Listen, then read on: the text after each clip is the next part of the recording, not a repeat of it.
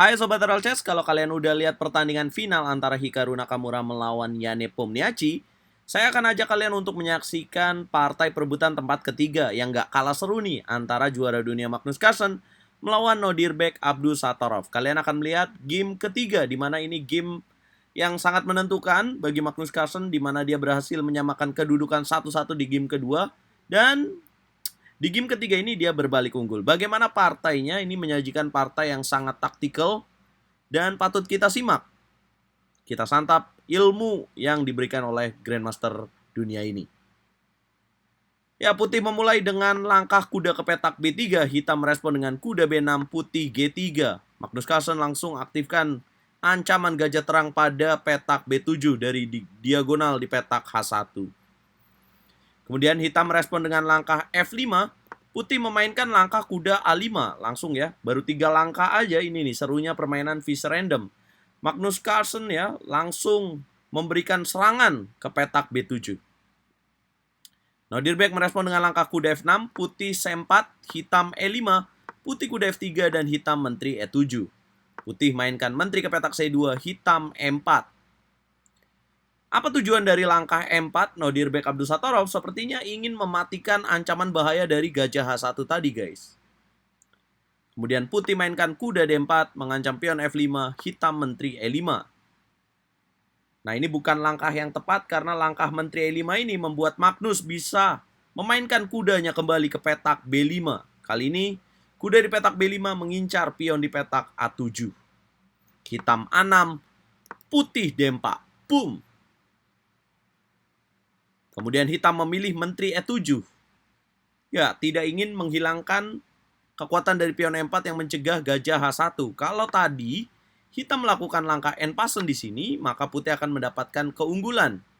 Dengan ide kuda ke petak A7, raja ke petak D8, dan barulah memakan pion di petak D3. Lihatlah ancaman bahaya dari petak B7 dari gajah di petak H1, teman-teman.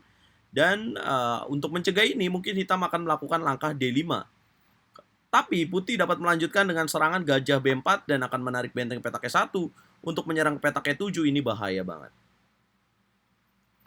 Ya, Nodirbek memilih menteri ke petak E7.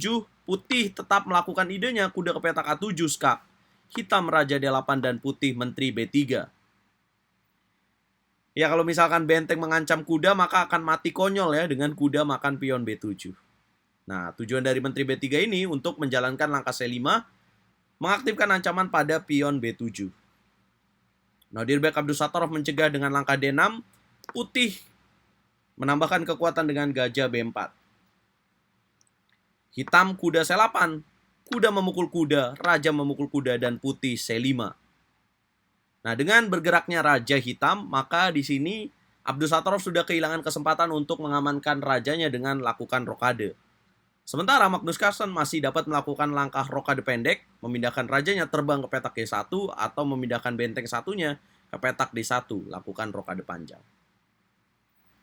Setelah langkah C5 dengan tujuan menyerang pion D6, hitam mainkan gajah B5. Putih pion memukul pion memukul pion, dan putih lakukan langkah rokade pendek. Ada pion yang diberikan di petak E2. Kalau hitam terpancing dengan gajah memukul pion E2, maka putih akan mainkan langkah benteng F ke petak E1, gajah ke petak B5, dan putih akan mainkan langkah A4. Gajah mundur ke petak C6 atau D7, maka putih akan dapat memainkan langkah kuda C4. Ancaman pada pion D6 ini jelas sangat bahaya. Kalau masih mau di cover dengan kuda E8, benteng B1 yang akan hadir, ancaman pada raja berbahaya banget. Raja D8 akan ada gajah A5. Itulah kenapa Nodirbek Abdusattorov tidak memakan pion di petak E2 dan dia pilih raja D7. Putih lanjutkan ide dengan benteng BC1. Hitam menteri F7. Menteri menolak untuk ditukar. Menambah tekanan pada pion D6. Hitam menteri D5.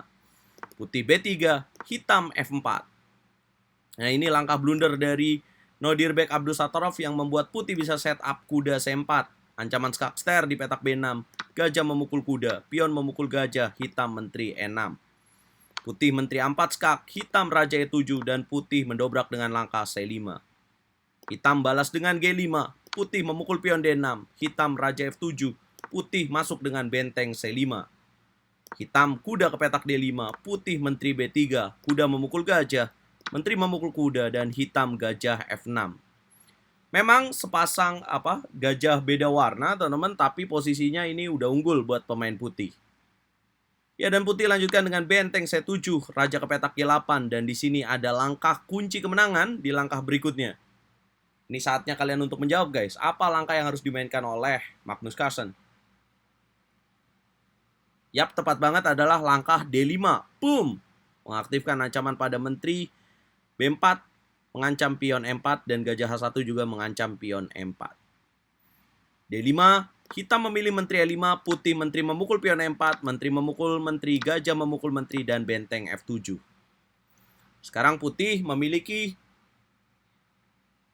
7 pion, sementara hitam memiliki 5 pion. Jadi selisih 2 pion jelas keunggulan yang cukup besar. Tapi ini jadi pertanyaan ya, karena lawannya memiliki gajah beda warna.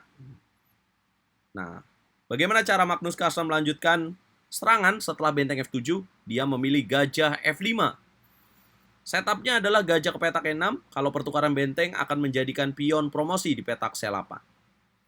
Hitam raja F8, putih gajah E6, hitam benteng G7, putih benteng F ke petak C1. Hitam benteng D8, putih menutup kemenangan dengan benteng C8 di langkah ke-35. Boom! Kenapa menyerah? Ya karena kalau dilanjutin dengan contohnya hitam memainkan langkah benteng G6, maka putih akan dapat memainkan benteng 1 ke petak G7 dengan tujuan benteng ke petak F7. Kalau masih mau dilanjutin dengan suksuang ya, sebenarnya kalau B5 maka akan ada benteng ke petak F7, raja ke petak E8 akan skakmat. Kalau misalkan raja ke petak E8 akan ada discover check ya teman-teman dengan benteng E7 dan akan checkmate juga. Nah, bagaimana jika pada saat benteng ke petak C8 dimakan ya akan checkmate. Kalau misalkan raja E8, maka putih akan melanjutkan dengan langkah simple ya, raja G2 atau dia akan mendorong saja D7. Raja ke petak E7, makan, dan akan promosi. Sementara kalau benteng makan pion ya kalah juga ujungnya. Karena putih dapat melanjutkan dengan gajah makan benteng, raja makan gajah, dan akan ada benteng 8 ke petak. Benteng C1 ke petak C7, raja ke petak E8, dan ini ya mudah banget menang bagi Magnus Carlsen. Akhirnya Magnus Carlsen keluar sebagai juara, finish di tempat ketiga teman-teman. Dia juara tapi juara 3, dan di edisi sebelumnya dia lebih baik karena dia masuk ke babak final. Ya di babak semifinal kemarin Jan Nepomniachtchi berhasil mengalahkan Magnus Carlsen.